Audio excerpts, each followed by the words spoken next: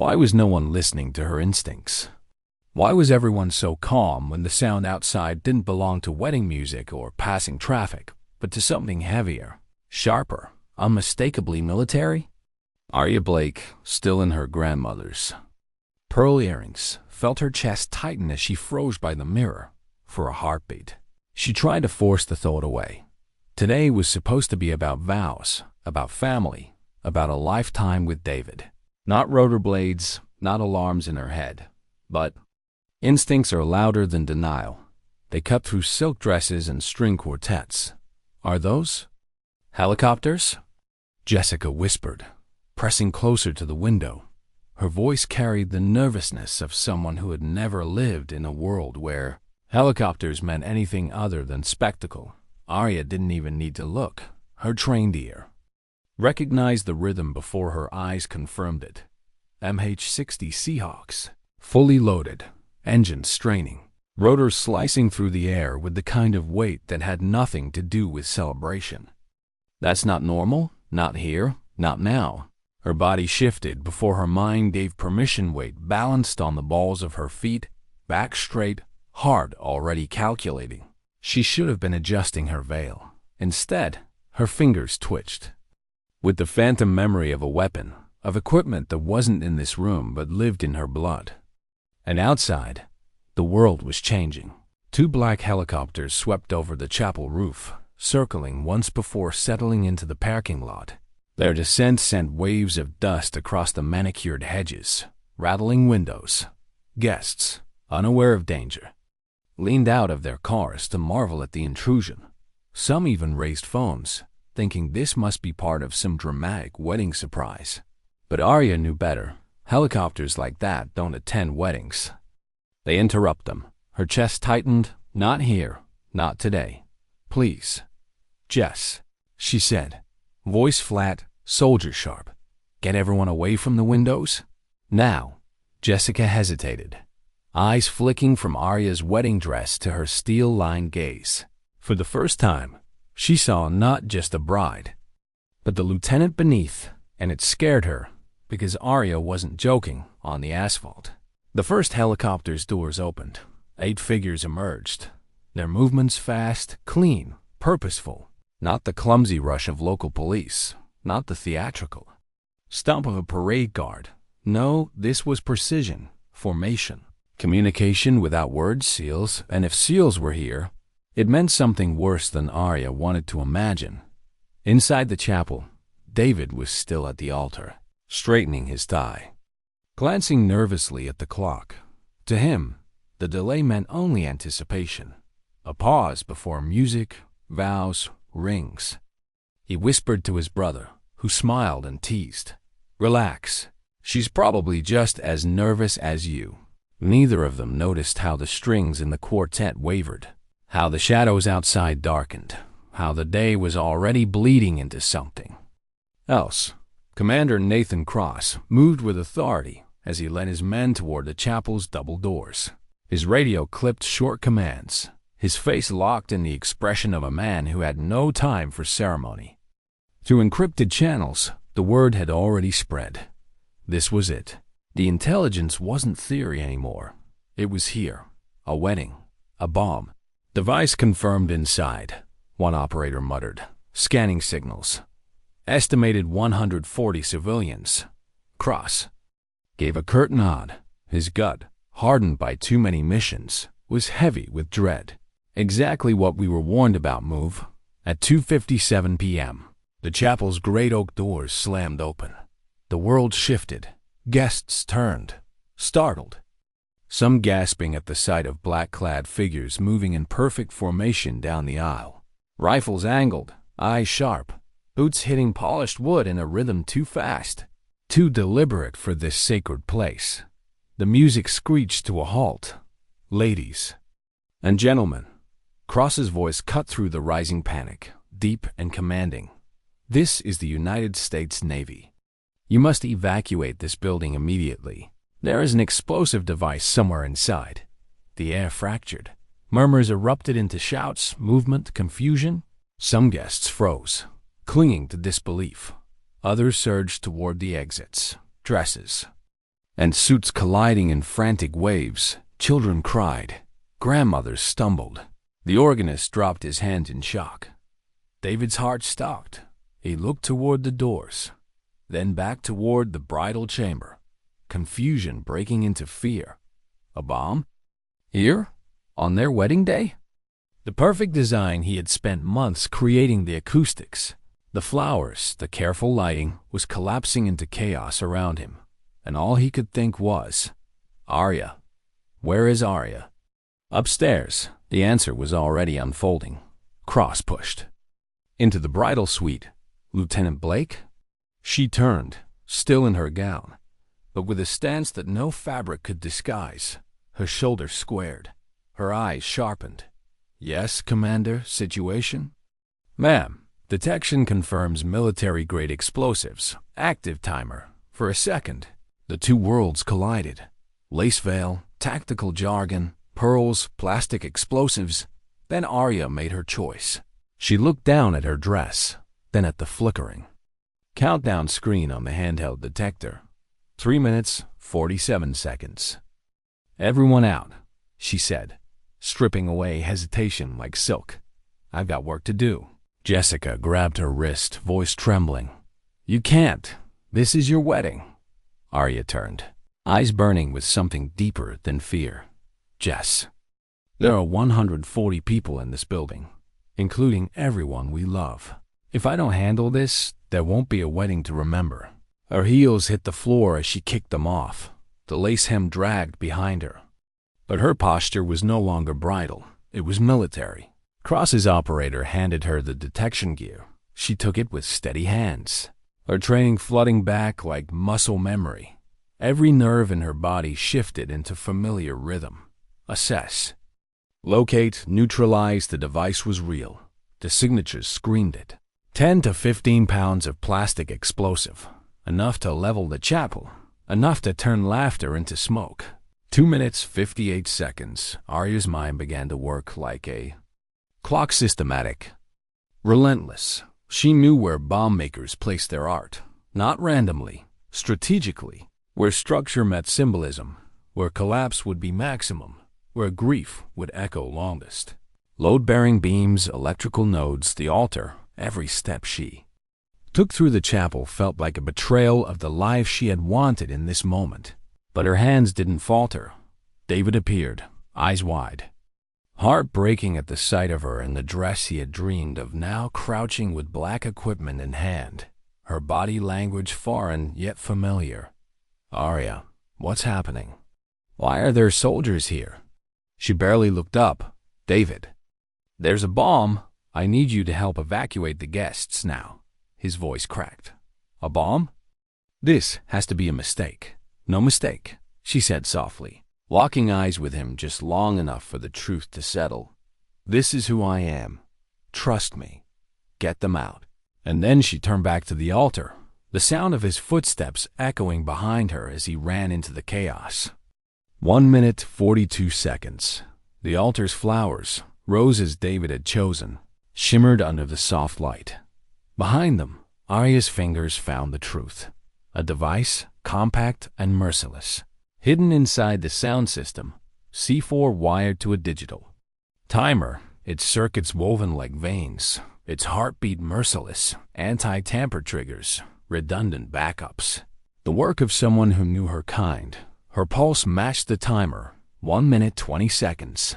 She inhaled, somewhere inside. A flicker of sorrow sparked. This was supposed to be the moment she walked toward David. Not toward death, but emotion had no place now. She silenced it, buried it under years of training. 55 seconds. Her hands moved with clinical precision. Eyes scanning, tracing patterns, recognizing the mind of the bomb maker. They always thought they were smarter, but patterns betrayed them. She found it. The relay.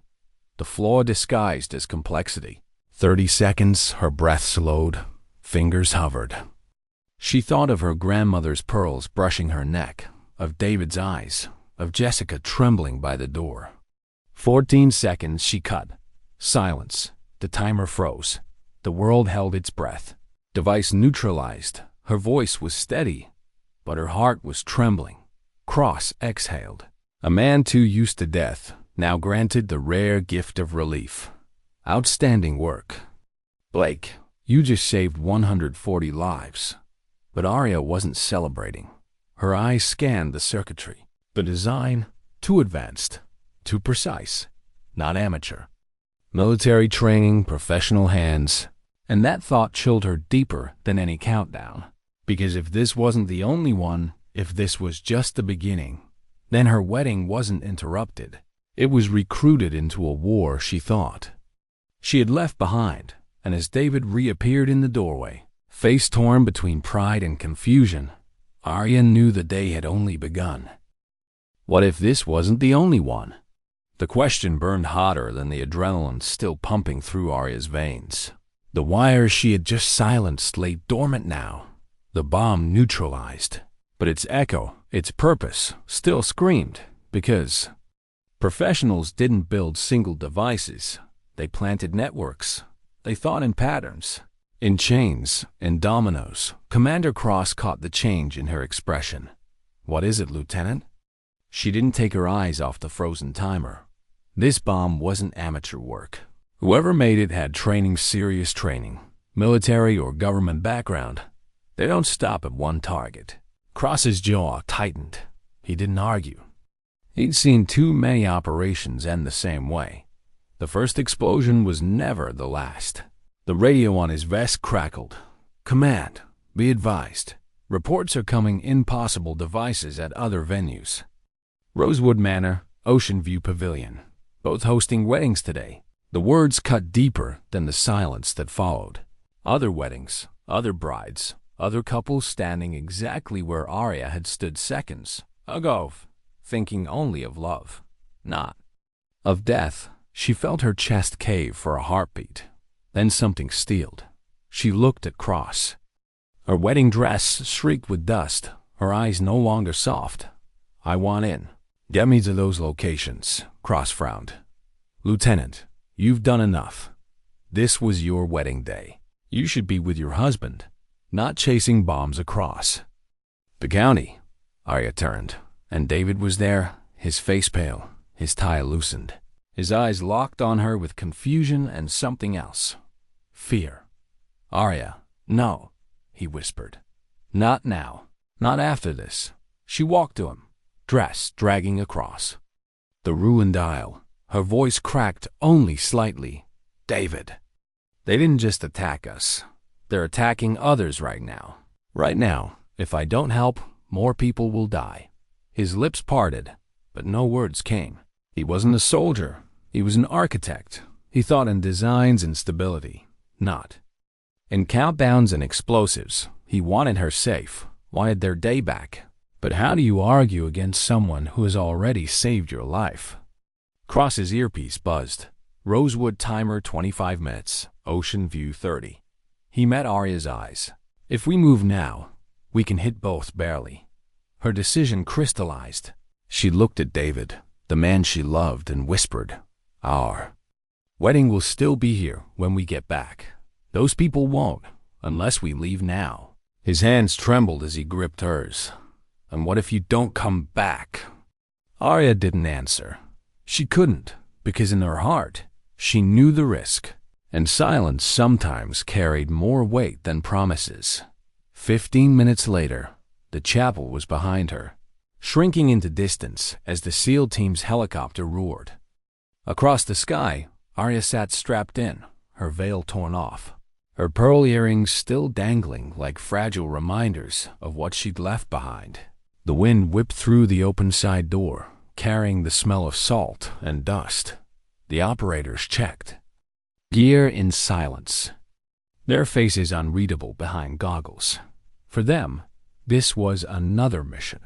For Arya, it was everything colliding: love, war, duty. She closed her eyes for a moment, trying to breathe. Images flickered. David's face, strained with fear. The chapel aisle she never walked. Her grandmother's pearls brushing her skin when she hugged Jessica that morning. She had thought those moments were fragile. She hadn't known how fragile until now. Cross's voice cut through her thoughts. Lieutenant. Intel says Rosewood's device is planted in the reception hall. Rough estimate 80 guests on site. It's designed for maximum impact during dinner service. Arya opened her eyes. The soldier was back. Same construction? Early signs say yes. Identical signature to the chapel device. She nodded once. That meant the bomb maker was leaving a fingerprint, and Arya intended to read it. Below, Rosewood Manor came into view, a sprawling estate nestled in rolling hills, its gardens pristine, its terrace glittering with guests raising champagne flutes under the afternoon sun. From above, it looked like a postcard, a perfect celebration. But Arya could already hear it, the ticking that no one else heard. The helicopter dropped low, landing just beyond sight lines of the party. The SEALs moved out fast, forming their perimeter. Arya followed. Dress tearing at the hem, her boots borrowed from a spare kit pounding against earth. She had never felt stranger or more herself. Inside the manor, the music was loud, the chatter careless. Guests laughed, glasses clinked. The bride in white spun with her groom on polished floors, and under it all, hidden in the DJ's equipment, death waited. The operators began discreet evacuation, murmuring calm instructions, ushering guests outside without panic. Arya slipped past them, scanning. Her detector confirmed it. The device was wired into the sound system, ready to turn music into massacre. She crouched, her fingers brushing wires, her breath slow and steady. 8 minutes left. The construction was identical, the same precise. Soldering, the same decoy circuits. Whoever built this wanted to taunt professionals, to dare them to make the wrong move. Arya's chest tightened, but her mind sharpened. She mapped the circuits, traced the power distribution, found the same flawed relay she had identified before. Her hands were sure, though inside, a flicker of fear gnawed. One wrong cut, and the celebration outside would become a grave.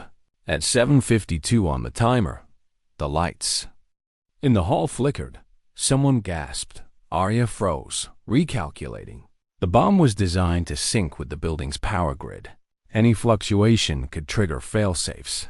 She whispered to herself, almost prayer-like, "Not today, not them." Her hands moved, a breath, a cut, silence, timer frozen. The world held again, and then it released. "Device neutralized," she reported, voice flat but shaking under the surface. Cross's confirmation came quick. "Copy that. Good work. We move for Ocean View now." Outside, guests clapped as if it were all part of the spectacle. The bride hugged Arya briefly, tears streaming down her face. "You saved us," she whispered, her voice trembling. Arya only nodded. Already turning away, there was no time to explain. That saving was never enough when more bombs waited. The helicopter blades thundered again as they lifted off. The coastline stretched ahead, blue waves colliding with jagged cliffs. Ocean View Pavilion loomed in the distance, perched above the bar. Pacific, sunlight glinting off its glass walls. But the beauty didn't matter. Arya's mind was already inside the building. Tracing circuits, hearing the phantom ticking, Cross leaned close. "This one's different, more advanced, motion sensors, anti-tamper layers. Whoever built it wanted to catch even the best." Arya's jaw tightened. "Then let's prove them wrong." But beneath her steel, a question pulsed. How many more weddings? How many more bombs?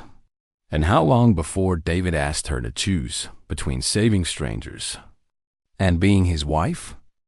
What do you do when the most beautiful place you've ever seen hides the ugliest truth imaginable? Arya asked herself as the helicopter dipped along the Pacific coastline. Ocean View Pavilion glittered ahead, a masterpiece of glass and steel clinging to the cliffs.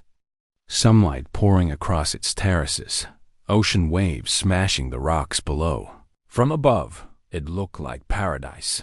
From inside Arya's gut, it felt like a trap.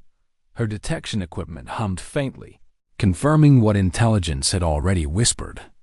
There was another device in that building, a more advanced one, a predator disguised inside celebration. Cross leaned across the roar of the rotors. His words clipped. Motion sensors, anti-tamper, we've seen this before in war zones, but not here. Not on U.S. soil. Arya nodded, eyes locked on the pavilion. She could almost hear the laughter inside, the applause of guests toasting vows. The bride's father giving his speech, and beneath it, like a silent current, the steady countdown of something built to erase joy. Her chest tightened. She thought of David, still back at the chapel, waiting, torn between pride and terror. What was he thinking right now? Did he believe she'd come back? Did he want her to? The helicopter skidded to a stop in the service lot behind the pavilion. The operators poured out, fast and silent. Arya followed, her torn dress trailing across asphalt, her boots heavy with borrowed weight. Inside the pavilion, the ceremony had just ended. Guests drifted from the cliffside archway where vows had been spoken toward the reception hall. A string trio played soft notes, waiters carried trays of champagne, and the bride still wore the glow of a promise made minutes earlier. None of them knew they were walking into a coffin. Cross's team spread quickly, blending into shadows quietly, redirecting guests, calm words, firm gestures. No panic, not yet. Arya's detector vibrated in her hand. The signal was strong, directly beneath the reception floor. She followed the pulse, weaving past caterers and guests who smiled absently at her as though she were part of the wedding party. They didn't see the steel in her eyes. The basement door groaned open. Cold air rushed up from the depths. She descended alone, flashlight beam cutting through dust and silence. And then she saw it. The device was monstrous. Bigger, smarter, more merciless than the others. Packed into a reinforced case, wires coiled like veins, motion sensors blinking faintly. It wasn't just designed to kill. It was designed to punish anyone who tried to save. She crouched slowly, her breath shallow. The timer glowed, 22 minutes. But time wasn't the only enemy now. One wrong vibration, one careless movement, and it would all end. Her hands shook, just slightly. She stilled them against her knees. She had done this before. She knew how to silence fear. But today, fear had a new name, David. For the first time in her career, she wasn't just disarming for strangers. She was disarming with a husband waiting, someone who had just promised forever, only to watch forever fracture. Her throat tightened. Focus. Focus. She traced the circuits, cataloging the bomb maker's design. Redundancies layered upon redundancies. A philosophy of cruelty written in wires. Whoever built this wanted to prove a point, that even the best couldn't win. She whispered under her breath, steady, rhythmic. I know you. I know how you think.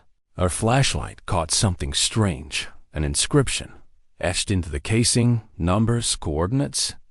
No, serial codes, military origin. Her heart sank. Whoever supplied this wasn't some basement radical.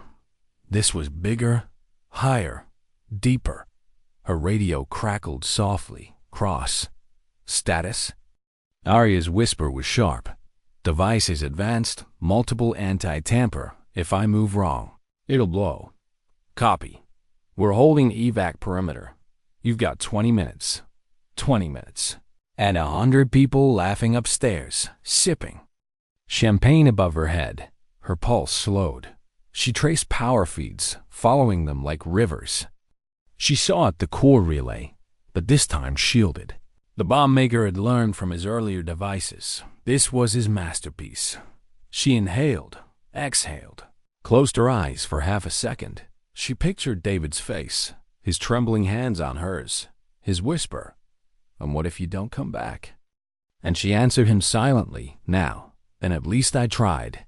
Her fingers moved with precision. Disconnect sequence, bypass decoy, redirect circuit. Sweat trickled down her neck, dampening silk that had once been her bridal veil. 18 minutes, 17. She felt the tremor in her fingertips again. She steadied them. "Not today," she whispered. "Not them." The relay sparked faintly as her tool made contact. For a second, the timer surged flickering numbers. 17:59, 17:58, then jumping to 10 o'clock. Her heart slammed into her ribs. "Cross, I've triggered a failsafe," she hissed. His voice was ice. "Work fast, Blake. We'll start pulling them out." But Arya didn't move faster. She moved calmer, slower. Panic was the weapon here. Not time. 9 minutes, 50 seconds. She scanned deeper, tracing the failsafe's logic. She found it a secondary timing chip spliced into the motion sensors. A cruel trap. Disarm one. Accelerate the other. 9 minutes, 20. She cut. Not the obvious wire. The hidden one, buried beneath the casing. The timer froze again, then blinked 8 o'clock. She swallowed hard.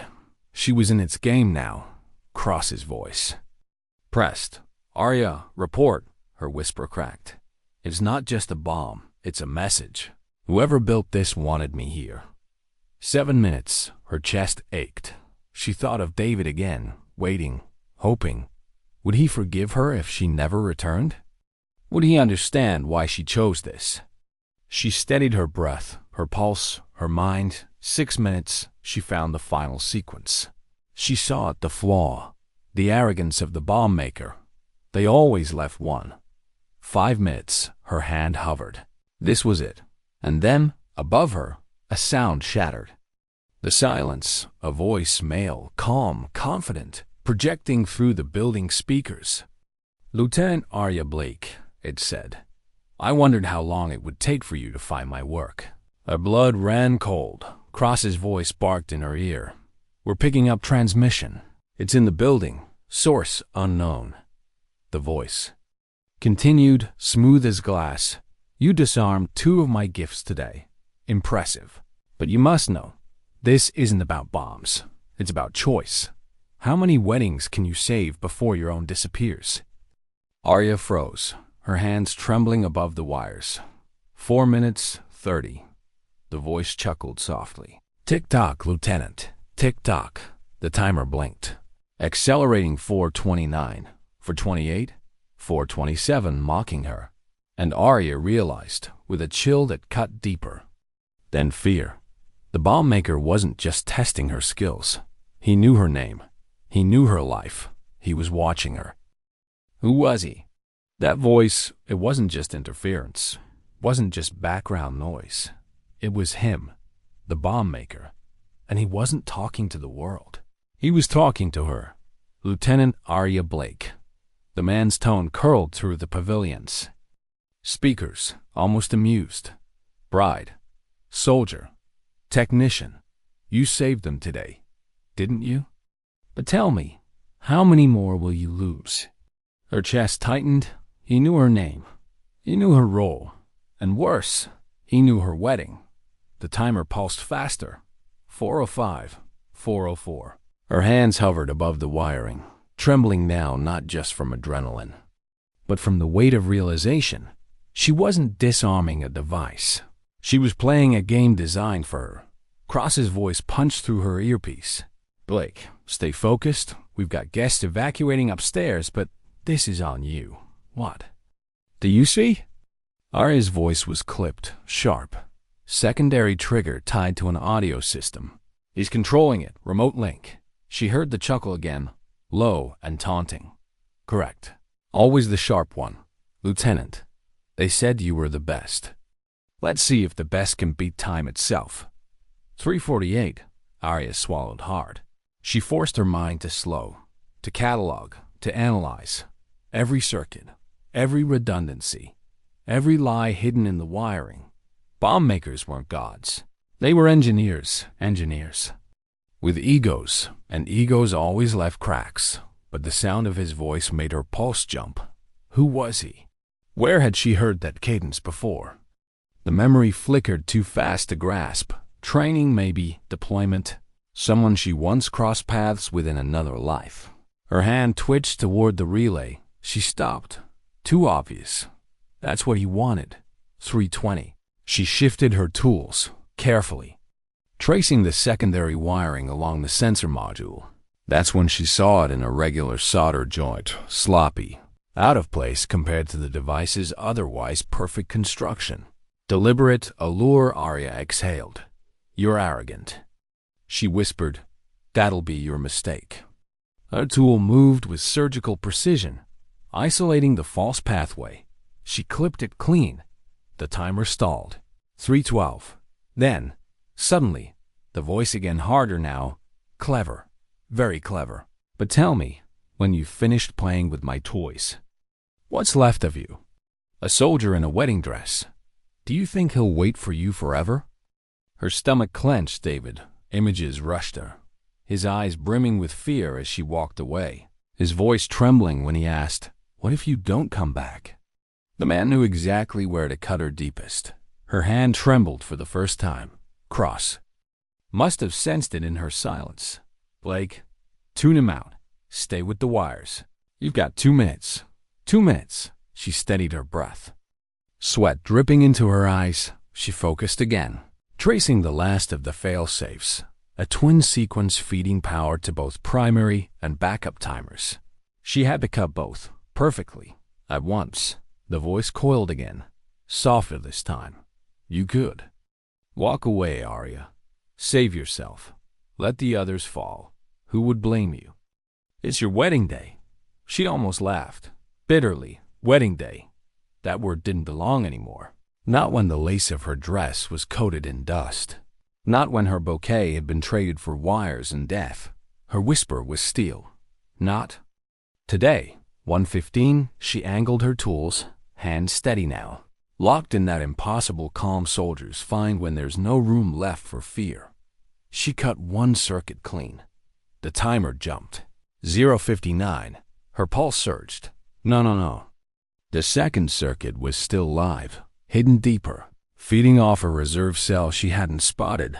She reached, forcing her hand into the cramped casing, fingers straining, dress tearing at the seams as she stretched for the contact. 0:44. Her tool brushed the wire. 0:39. A spark flared. She froze. If she slipped, it was over. Not just for her, for everyone above. 0:33. She closed her eyes for half a second, hearing David's voice, not the bomb maker's. Hearing the man she loved, not the monster taunting her. Trust yourself. Trust what you know. Her hand moved, one clean cut. The timer froze. 0:28. Silence swallowed the basement. Her breath came in ragged bursts.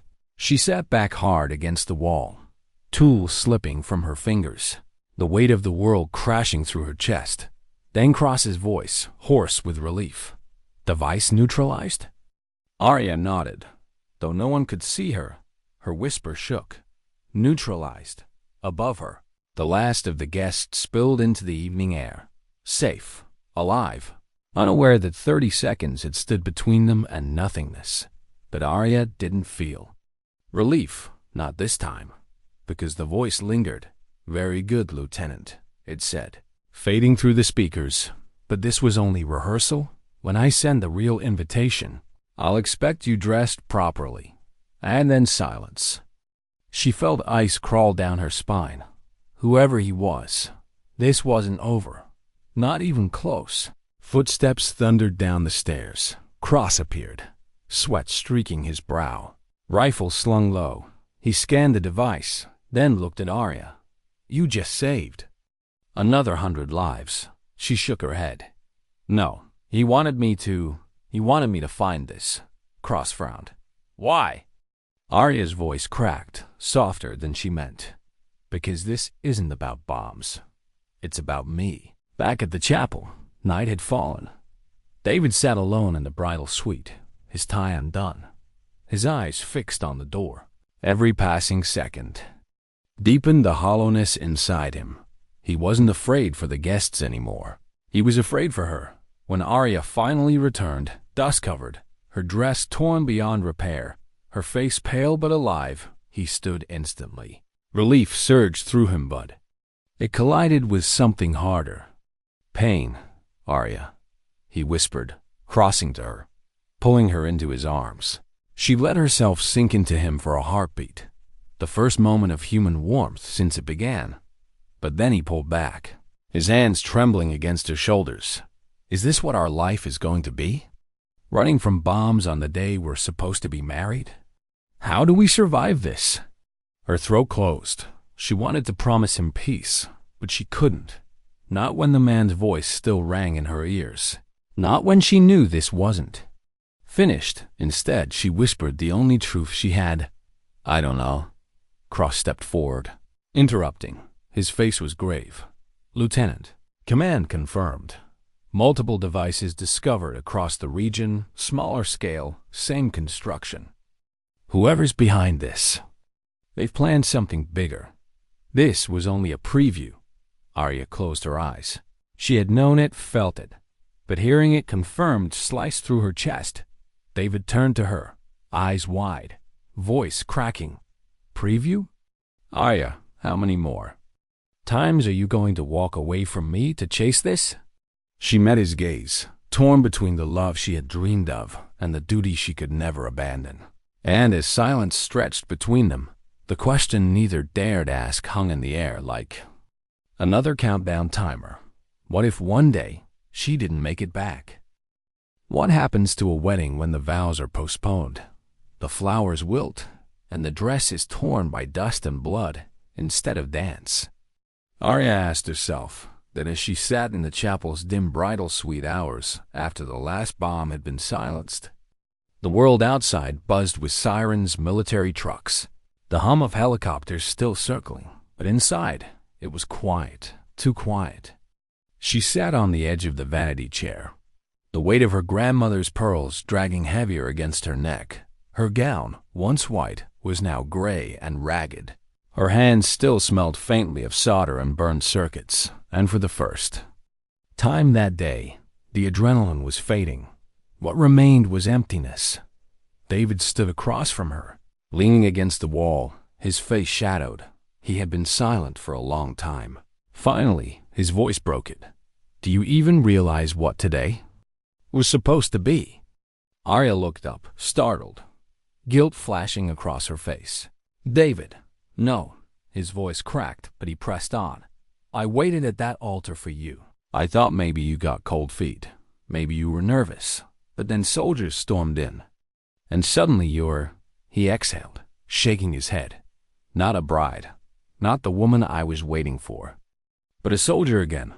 Like you never left it. Her chest tightened. I didn't choose this. Not today.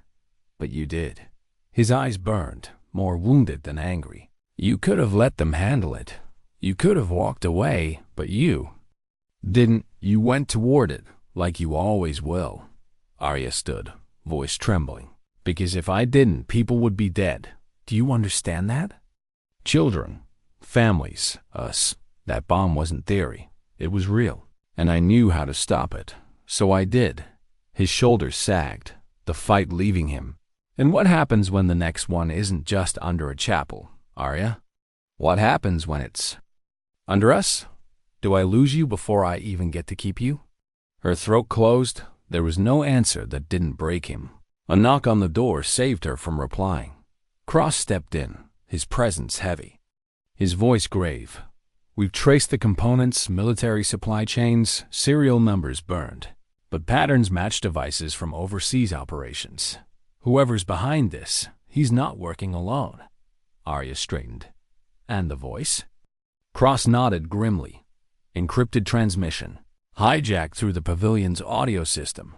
He wanted you to hear it. He wanted you, Blake. David's eyes widened. Wait, you think this man knows her? Arya didn't flinch.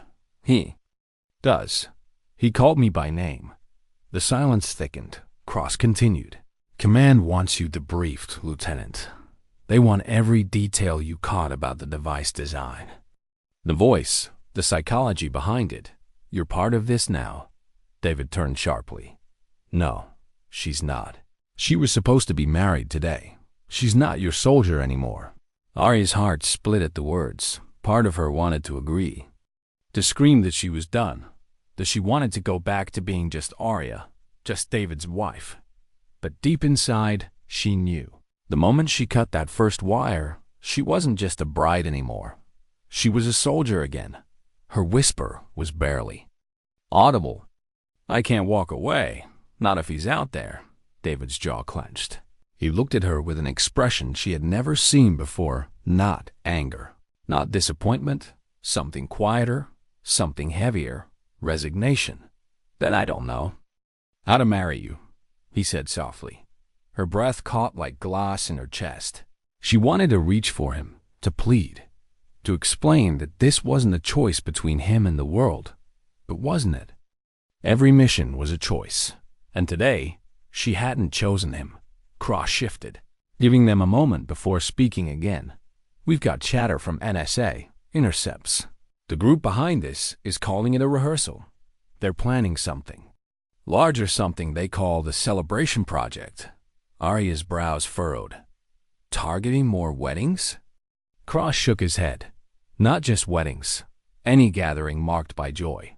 Birthdays, anniversaries, festivals. They want to erase moments of happiness, replace them with terror." The thought sent a chill through Arya's bones. She pictured David's smile during their engagement party, her mother laughing at family dinners, Jessica's little boy blowing out birthday candles, celebrations, the places we feel safe enough to put down our armor. That was the target. That was the enemy's war. Her fist tightened. "Then I'm in. Whatever task force you're building. Whatever operation I'm in."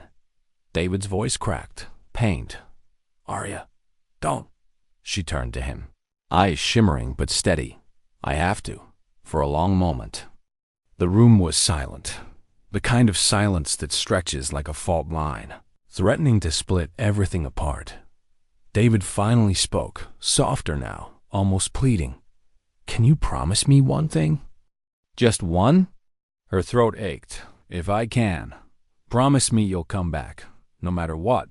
Promise me you'll come back to me." Her eyes blurred, but her voice was steady. "I'll try, with everything I have, but you know I can't promise what isn't mine to give." The pain in his face said enough. Hours later, Arya sat in the back of a military convoy, heading to the Regional Operations Center. She stared out the window as the night rolled past streetlights. Families, children in yards chasing each other before bedtime. Ordinary life. A life she had almost claimed for herself. She pressed her hand against the cold glass. She thought of the man's voice, slithering through the speakers. "When I send the real invitation, I'll expect you dressed properly." It wasn't just taunting. It was personal. He wanted her attention. He wanted her pulled back into this war, into his design. And as much as she hated it, he had succeeded. Because Arya wasn't just fighting for strangers anymore. She was fighting for herself, for David. For the chance that maybe, someday, she could choose love without fear. But until the Celebration Project was stopped, that day would never come. A reflection in the glass stared back at her, tired, worn, streaked with dust. A bride and a soldier, bound together in ways she couldn't separate. And as the convoy sped deeper into the night, one thought refused to leave her mind. This wasn't the end of her wedding day. This was only the beginning of her war.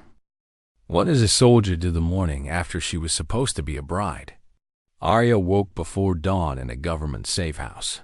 The unfamiliar hum of industrial air vents replacing the quiet she had dreamed of hearing with David beside her. She hadn't changed out of the tactical fatigues the SEAL team had given her after the pavilion. Her wedding gown, shredded in gray, lay folded in a corner bag. She couldn't bring herself to throw it away, but she couldn't bear to look at it either. The mirror across from her reflected eyes she barely recognized. Not the wide, joyful eyes of a bride. The hollow stare of someone who had been pulled back into a world she had promised herself she'd left behind. The door buzzed. A guard gestured. "They're ready for you." The task force briefing room smelled of stale coffee and urgency.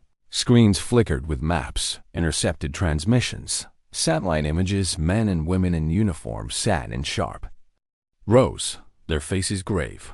Commander Cross stood at the front, his posture iron. "A coordinated rehearsal," he began. 3 venues neutralized. But our enemy calls this the Celebration Project. Their goal is clear: to destroy not infrastructure, but joy, to turn our happiest moments into massacres. He gestured, and the screen shifted to a spectrogram of intercepted audio. The voice from the pavilion, distorted yet clear. Lieutenant Arya Blake, bride, soldier, technician. Arya stiffened. The room turned toward her. Some with curiosity, some with respect, some with pity. Cross's tone hardened. He knows her. He targeted her. And that means Arya Blake isn't just our best EOD specialist for this case. She's the enemy's obsession, which makes her both our greatest asset and our greatest risk. The silence that followed was heavy. Arya felt every gaze pressing into her. She didn't flinch, but her chest ached. She rose to speak, her voice calm but steady. This isn't about me. He chose me because he wants attention, control. But if his obsession makes him sloppy, then we use it. I'll take point. I'll decode his designs, his psychology, and I'll stop him before he turns another celebration into a funeral. Cross nodded once, but his eyes lingered. He knew the cost of being bait. When the briefing ended, Arya stepped into the hallway. She pulled her phone from her pocket. Dozens of missed calls, unread messages, David. Her thumb hovered. She wanted to hear his voice, but what could she say? Hi, I'm safe, but I've been recruited into a war against a man who knows my name and ruined our wedding. How do you stitch love back together with words like that? The phone buzzed in her hand. Incoming call, David, she answered. Silence it. First, just the sound of his breathing, then, Arya, her throat tightened. David, I'm okay. You think that's what I was going to ask? If you're okay? Arya, you're not okay. None of this is okay. Our wedding, our life, it's gone. She closed her eyes. It's not gone. It's delayed. He laughed. Bitter? Delayed? You think we can just reschedule between bomb threats? Arya, this man, whoever he is, he knows you. He's not after weddings. He's after you. And I don't know if I can live with that. Tears pricked her eyes. She bit them back. I didn't choose this, David, but I can't ignore it. If I walk away, he'll just find another target, another bride, another day. And I won't be able to live with myself if I let that happen. His silence was heavier than shouting. Finally, his voice broke, quiet and raw. And what about me? Do you still want us? Or am I just another casualty you're willing to risk? Her heart shattered. She wanted to scream, yes, of course, you're everything. But the truth weighed her tongue down. Her silence answered for her.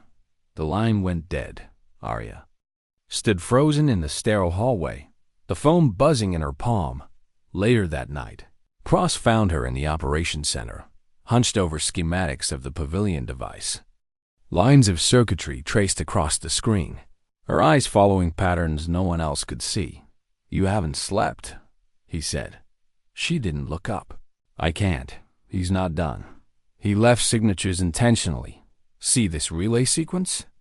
It's one he used overseas, Afghanistan, Kandahar. There was a bomb maker there. Calcine, Spectre. Always designed his devices with a failsafe that accelerated when tampered with. It's identical? Cross frowned. Spectre? He was supposed to be dead. Arya's voice was flat. Supposed to be. Cross studied her a moment. If it is him, then you're right. It's personal. He knows you, which means he'll keep coming until one of you stops the other. Her eyes finally lifted, burning with something more than fear. Resolve. Then it ends with me. 2 days later, the task force intercepted chatter. A birthday party, suburban home, dozens of children. Possible device planted in the backyard, where balloons floated and streamers swayed. The team mobilized instantly. Sirens cut through neighborhoods as they closed in. Parents, confused, clutching children in their arms, were ushered into the street. Arya dropped to her knees in the yard, hands deep in a mound of wrapped gifts, and there it was, a device disguised as a toy chest. Timer glowing, 15 minutes. She pried it open, breath sharp. Smaller than the others, but cooler, packed with shrapnel designed not to collapse. Buildings, but to tear through soft bodies, children's bodies. Her chest clenched. She forced her shaking hands to still. She thought of birthdays past hers, David's, Jessica's little boy blowing out candles. And for a moment, she nearly broke. Cross's voice steadied her. Arya, focus. She traced the circuits, disarmed the trigger, clipped the feed. The timer froze at 0:11. The parents sobbed in relief. A little girl clutched Arya's leg, whispering, "Thank you." Arya forced a smile, but inside she was unraveling. The man wasn't just escalating. He was sending her a message. I can reach anyone, anywhere, even your future children. That night, back at the safe house, Arya lay awake, staring at the ceiling. She hadn't spoken to David since the call. She imagined him sitting in their apartment, surrounded by unused wedding gifts, staring at the empty space where she should have been. And she wondered, was he right? Had she already lost him? Her phone buzzed. A new message. No number. Just text. You saved them. 11 seconds. Next time. Less S. Her blood turned to ice. He was watching. He was measuring her. And she realized with a cold certainty, this wasn't just about stopping bombs anymore. This was about surviving long enough to keep the man she loved from becoming the next target. What would she do if the next target wasn't strangers? Arya carried that question with her everywhere now. In the hum of fluorescent lights at the task force headquarters. In the silence of safe houses where she tried and failed to sleep. In the way her phone stayed silent. David's name no longer lighting the screen. Every day brought another intercept, another celebration marked for destruction. A quinceañera in San Diego, a retirement party in Phoenix, an anniversary dinner in Chicago. Each time, Arya saw the pattern before anyone else. Each time, she cut wires with trembling hands and froze timers in their last breaths. And each time, the same message followed. Closer. Almost. Do you hear me breathing down your neck, Arya? She didn't tell David about the messages. She couldn't. He'd already begged her to walk away. Already doubted if love could survive her devotion to duty. If he knew the enemy wasn't just chasing her but taunting her, it might break him. Completely, but it was breaking her. One night, Cross found her staring at a wall of intercepted transmissions, her hands trembling as she pieced together code strings and voice prints. You haven't eaten, he said quietly. She didn't look. At him, he's escalating. The devices are smaller, faster, harder to detect. He's testing me, and he's learning. Cross stepped closer, his voice lower. Or he's leading you somewhere. Arya finally turned, eyes raw. That's what scares me. 2 days later, the fear proved right. The intercept came through at 2:15 a.m. A garbled message, but the words were unmistakable. The architect will fall. Arya's blood went cold. Architect David. She was out of her chair before anyone else moved. Her voice sharp. Trace it now. Cross barked orders. Analysts scrambled. The coordinates locked. Los Angeles, downtown. Her stomach twisted. David's office, the architectural firm he had just opened months ago. They were already moving before she realized she was running. The convoy tore through night streets. Sirens slicing the quiet. Arya's fists clenched on her lap, nails digging into her palms. Please, let me be wrong. The building loomed ahead, sleek and glass-fronted. David's dream etched in steel and light. Police already had a perimeter. Officers waved the task force through inside. Arya's detector screamed before she even reached the lobby. The signature was strong, powerful, and then she saw it. A package, neatly wrapped, sitting on the reception desk, a white bow tied perfectly on. Top, her knees nearly buckled, a wedding gift. She forced herself forward, tools snapping open, hands shaking. The casing peeled back, revealing layers of explosive, circuits interlaced like veins, not just deadly personal. The design mirrored the first device she'd ever disarmed in combat. A ghost reaching from her past to remind her. I know you, Arya. I've always known you. Cross's voice was steel. You've got 12 minutes. Arya barely heard him. She was already tracing, cutting, bypassing. The bomb was taunting her with its familiarity. This was no random construction. This was a signature written for her eyes only. 7 minutes. Her breath shook. She saw it. The decoy. The false lead. The arrogance. She cut clean. The timer dropped to 3 minutes. Her pulse raced. He was accelerating her again, forcing her deeper. She pressed harder, fingers straining, wires tangled, solder gleaming, circuits whispering lies. She could almost hear his voice in the hum of electricity. What happens when saving? That means losing him?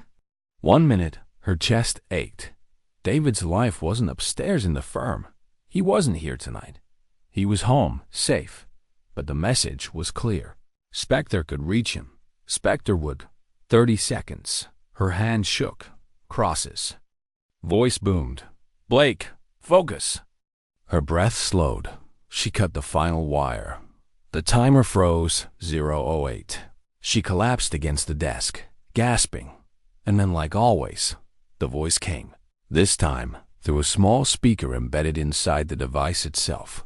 8 seconds, Arya. That's how close he is to death.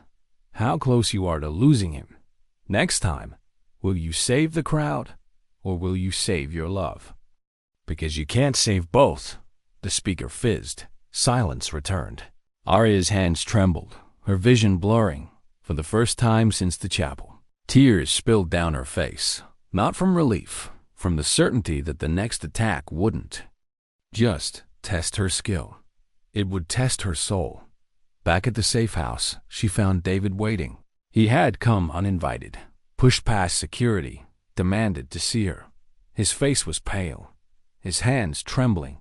I heard, he whispered. They said the bomb was at my office. Arya swallowed hard. It's neutralized. You're safe. Am I? His voice cracked. Am I, Arya? Because it feels like every step I take now, every door I open, he's waiting. For me, for you, for us. Her throat ached. I won't let him touch you. David's eyes filled. And what if he makes you choose? Between saving me or saving them? Who do you choose? Her lips parted. No words came, because she didn't know. And that silence told David more than she wanted him to know. He stepped back, tears streaking. Then maybe we don't belong together. Maybe I can't be married to a war. She reached for him, desperate. David, please. But he was already gone, the door closing behind him, leaving only the echo of a man who had once promised forever. Arya stood alone, chest hollow, hands trembling. She had saved hundreds that week. She had saved strangers, families, children. But she was losing the one person she wanted most. And somewhere in the dark, Spectre's voice lingered like poison. You can't save both. What do you do when the enemy forces you to choose between the world and the one person you love? Arya carried that question like a blade in her chest as the task force scrambled into motion. For weeks, Spectre had taunted her, escalating, weaving bombs into joy. Each device carried his fingerprints, his arrogance. But now, he had taken the game somewhere she could no longer ignore. David. He had walked away from her that night, his voice raw with hurt. But Arya knew Spectre wasn't done with him. The man didn't want just casualties. He wanted pain. He wanted her to bleed inside as much as she bled through sweat in front of wires and timers. And now, the intercepts confirmed it. Another attack, another target. This one bigger, louder. A wedding expo at the downtown convention center. Thousands of people, brides, families, vendors, children. And in the chatter, buried in code, one phrase struck her like a hammer. The architect will witness. Her stomach twisted. David. The task force mobilized. Armored trucks pushing through traffic. Helicopters circling overhead. Arya sat in the front seat, staring out the windshield as city lights blurred past. Cross briefed the team, his voice hard. We have credible intel, multiple devices inside, High yield. Civilian count estimated at over 3,000. Evacuation already underway. But Spectre timed this for maximum chaos. Lieutenant Blake will take lead on disarmament. Everyone else cordon. Clear. Protect. Arya didn't hear half of it. Her pulse pounded in her ears, because the thought of David somewhere in that maze of people, unaware, vulnerable, turned every nerve raw. The convoy screeched to a stop. The convention center loomed ahead. Massive glass walls glowing under floodlights. Sirens wailed. Guests poured into the night. Confusion and panic colliding on the pavement. Inside, the echo of alarms throbbed. Like a heartbeat, Arya moved fast, gear slung over her shoulders. Her detector pinged almost instantly. Multiple signals, not one bomb. Not two, dozens, Cross swore under his breath. He's flooding the zone. Arya's chest constricted. Too many, too spread out. They couldn't all be real. He was forcing her to guess. Her radio crackled. Lieutenant Blake. The voice froze. Her blood, calm, cold. Spectre, you're close now, he drawled. 3,000 lives, one husband. Who do you save, Arya? Her knees nearly buckled. Where is he? She snapped. Spectre chuckled. Look up. Arya's eyes lifted. Across the cavernous hall, on the balcony, stood David, his wrists bound, a device strapped to his chest, red numbers burning bright. Her breath caught. Jagged. No, Spectre's. Voice purred. Every celebration deserves a centerpiece. He's mine. Unless, of course, you'd rather save the crowd. Tick-tock. The hall tilted around her. Thousands of civilians, bombs scattered in shadows. And David, her David bound and wired like a human timepiece. Cross's voice pressed into her ear. Blake, focus. We can split teams. Disarm the floor devices. But the one on him, Arya cut him off. That's mine. She sprinted across. The hall, boots pounding marble, weaving through abandoned tables and fallen decorations. Every step felt like her chest was tearing open. David's eyes found hers as she reached the balcony. They were wide, terrified, but alive. Arya. Her hand shook as she dropped to her knees, examining the vest. Layers of explosive redundancies, fail-safes, a design meant for one purpose. To make her hands falter, the timer glowed. 14:59. Don't move, she whispered, voice trembling. He let out a shaky laugh, half sobbing. Not much of a honeymoon, huh? Her throat closed. She couldn't afford to break. Not now. Spectre's voice coiled again, louder through the hall speakers. There it is, the moment. Do you save him, Arya? Or do you save them? Because while you play surgeon, my other gifts are ticking. Every second you spend on him costs strangers their lives. Arya's chest heaved. It was the choice she had dreaded, manifest and merciless.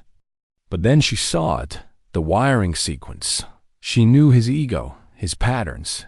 He wanted her eyes locked here, on David, paralyzed by love. But the circuits told a different story. The bombs below weren't real. Their signals were fakes, echoes built to distract. This David was the only real device.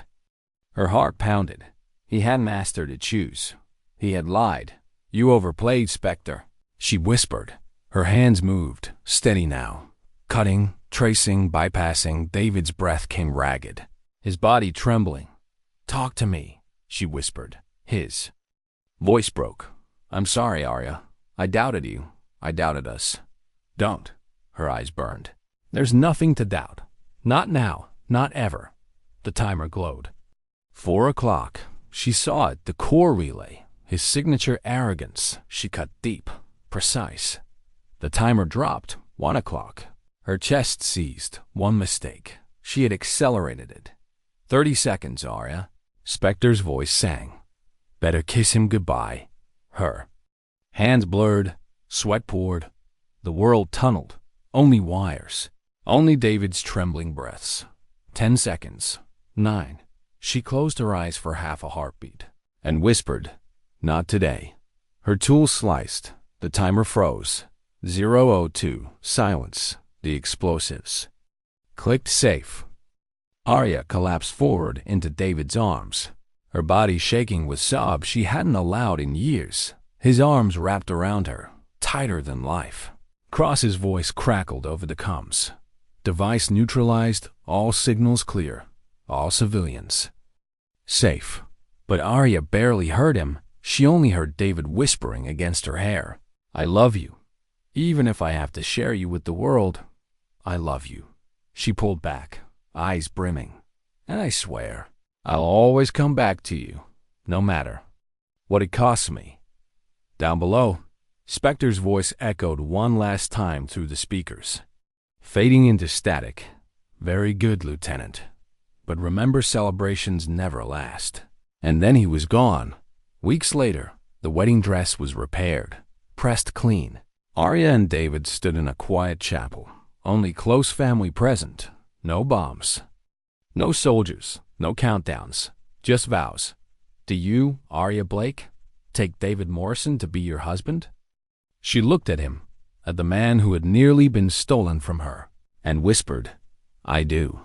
And for the first time in months, her hands didn't shake. 6 months later, Arya stood before a new task force, her task force. She had accepted command of a joint unit designed to dismantle operations like Spectre's. David supported her, designing security architecture for public spaces. His way of fighting alongside her. Their life wasn't perfect. It never would be, but it was theirs. And when Arya looked back on that impossible wedding day, she understood something she hadn't then. Sometimes love isn't proven by the words spoken at an altar. Sometimes it's proven in the choices we make when joy is threatened. When fear knocks on the door of celebration, sometimes dignity doesn't speak. It simply acts.